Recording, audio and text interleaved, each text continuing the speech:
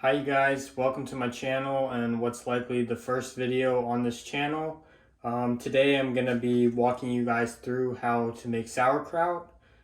This is actually going to be my first time making sauerkraut, so it's sort of going to be a learning experience and we're going to get to sort of learn together on this and see what works and what doesn't work, and hopefully we get something that turns out pretty good.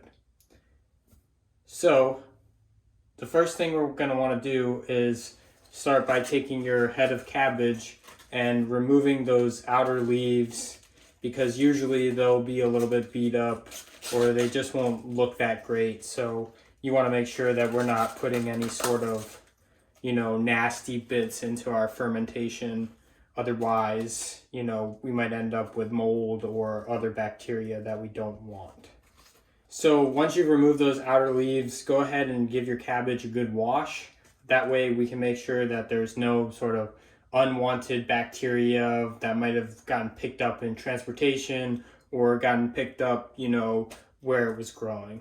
Now that we've got our cabbage all cleaned up, what we're going to want to do is we're actually going to want to weigh it first so that we know roughly how much weight this cabbage has, and we can find out how much salt we're going to need to add to this cabbage in order for our fermentation to take place. So you're going to want to grab yourself your kitchen scale and first weigh out this cabbage. So my cabbage weighs about 1 pound and 3 ounces. So when I add the kosher salt to this, I'm going to want to add about 2% of that, which is roughly going to be 0.4 ounces or in that ballpark. So what you're going to want to do after you've weighed your cabbage is to slice it in half. So we're just going to go ahead and take our knife and slice that cabbage right down the middle there. So after we've done that, we're going to want to remove that core of that cabbage, because that part is not really going to be, that great tasting and might add a little bit of bitterness to our fermentation, which we don't really want. So you can do that by going ahead and cutting in there on the diagonal. Make sure that you don't cut yourself while you're doing this. And we should be able to just go in there and pop that core right out. So we're going to go ahead and do that on the other side as well.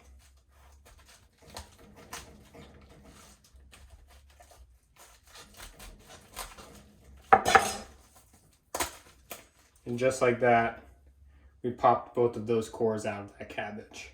Now with our 2 halves of the cabbage, what I'm going to do is I'm going to go ahead and slice these into quarters. So slice one more time down the middle there on both of these. So we end up having 4 quarters. And then I'm going to go ahead and slice these sort of from the bottom up. That way we can end up with those nice pieces of sauerkraut that we want from this cabbage. And really what you want to aim to do here is make sure that you're cutting, thin pieces. That's something that you would want to eat.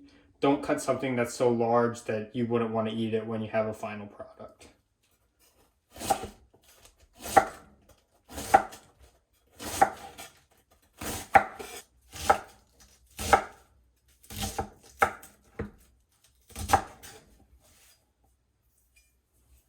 So now that we have our cabbage all cut up, you're going to want to grab yourself a bowl here and just go ahead and add all that chopped cabbage into that bowl.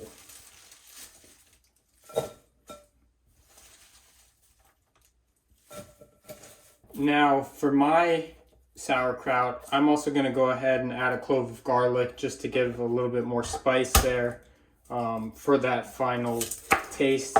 It should add a little bit more of a flavor depth to our final product. You can go ahead and sort of add whatever you want to add in there. So I'm just going to go ahead and chop this garlic pretty thin.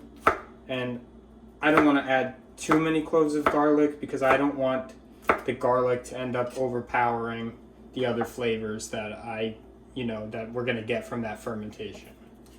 I'm also going to go ahead and add a couple bay leaves just to give it that nice extra little bit of aroma that these bay leaves really bring. since we already measured out how much cabbage we have and that garlic didn't really add too much weight, I'm going to go ahead and add this bowl here to that scale, and I'm going to zero out the scale while the bowl with all of the cabbage is on there. So now that my scale is zeroed out, I'm going to go ahead and start adding my salt. So like I said before, you want to aim for about 2 to 2.5% salt. What I'm adding here is kosher salt. You want to make sure that you're not adding table salt to this. You want to make sure that it doesn't have that iodine in it, which is going to prevent your fermentation from taking place. So I'm going to go ahead and start adding this salt in there, and it's really not going to take too much to reach that 0.4. I'm going to go ahead and add a little bit more, make that 0.5 ounces. So there we go. So now that I've added the salt, I'm going to go ahead and start massaging that salt into our cabbage here. So I didn't pick a great bowl for this, but I'm going to do my best to try and evenly disperse that salt throughout that cabbage.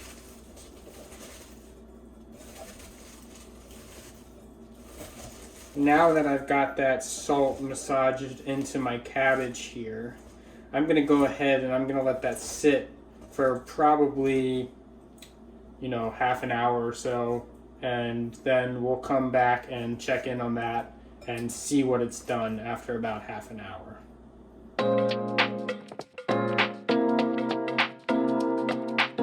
Right, now it's been about 30 minutes since we added the salt to our cabbage here.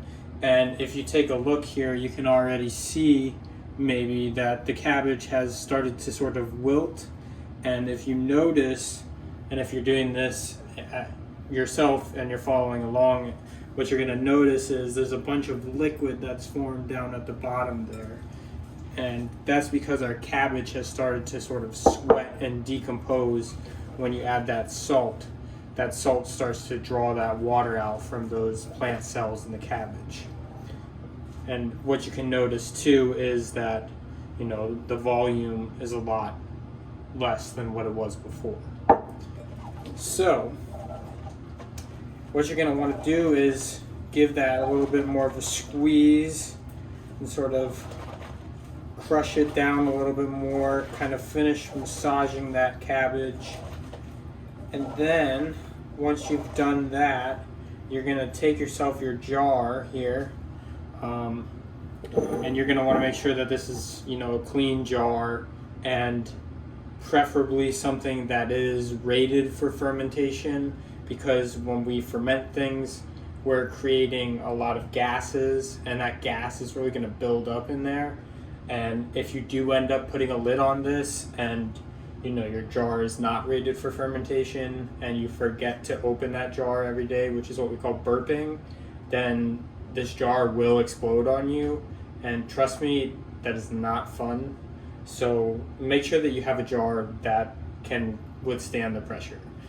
So we're going to go ahead and take this jar and move our cabbage on over into the jar here and start to fill that jar up. And like I said before, I added some bay leaves into mine, which are now at the bottom of my jar. Feel free to add whatever you want. You can add chilies if you like it a little bit spicy. You can add, pepper. You can add anything that will sort of add that extra flavor that you're looking for. And now we're going to go ahead and pour that little bit of liquid that we got right in there as well. So now that our cabbage is in our jar here, we're just going to pack that down with our hand. Again, make sure that your hands are clean when you're doing this, because you don't want to introduce any unwanted bacteria. So what you can see here is I picked a jar that was a little bit too large for the amount of cabbage that I'm using, but that's okay. It's not really going to affect your final result. So just try and sort of mash that down as much as you can. Now, when you're doing a fermentation, the important thing is to make sure that this surface isn't getting exposed to any unwanted bacteria or, fruit flies or anything that might be lingering around. So in order to do that, normally you weigh down whatever you have inside your jar.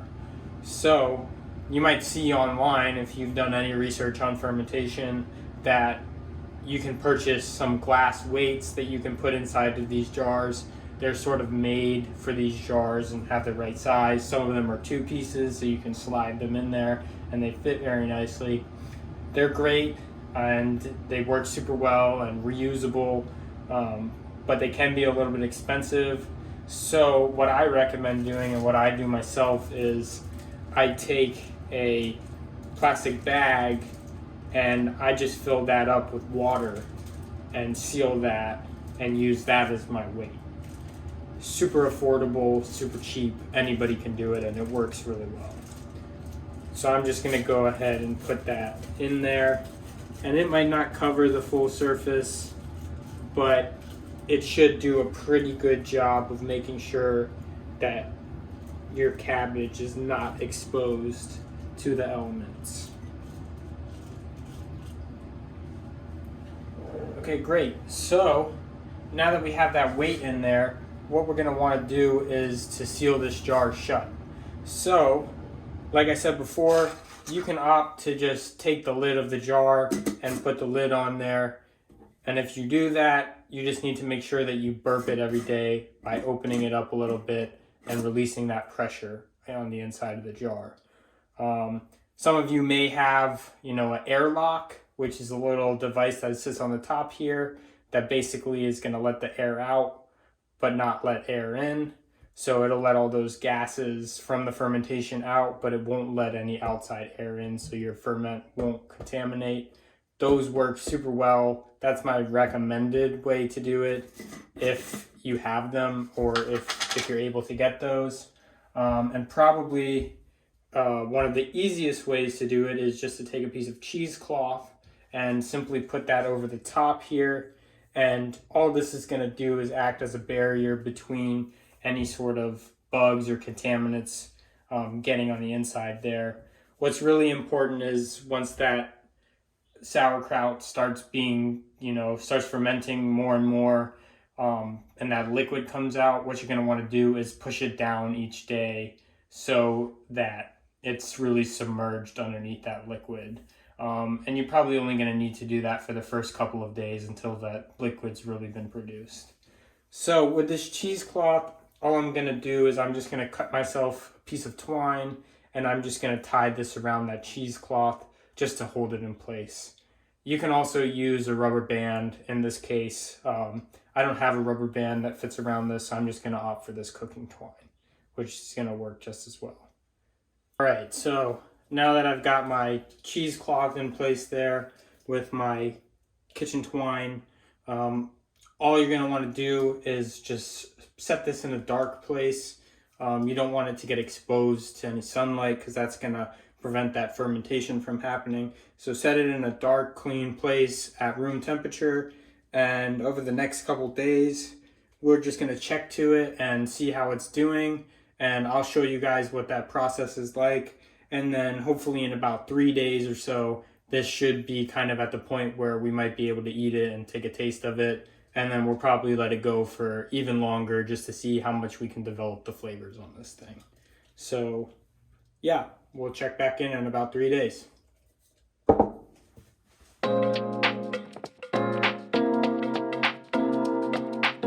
So it's been about 3 or 4 days since we started our sauerkraut fermentation here.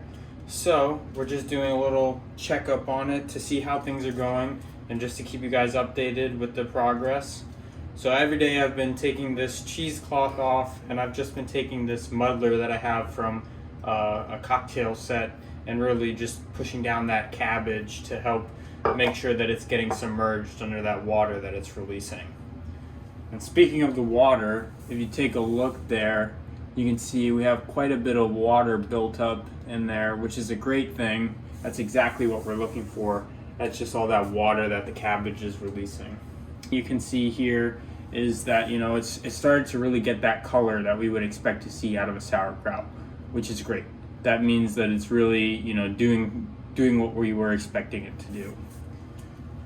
So it's not quite ready to eat yet. We're gonna keep it going for probably about 6 more days or so, and then we'll check back in on it, and hopefully we'll be able to eat it by then. So see you in about 6 days.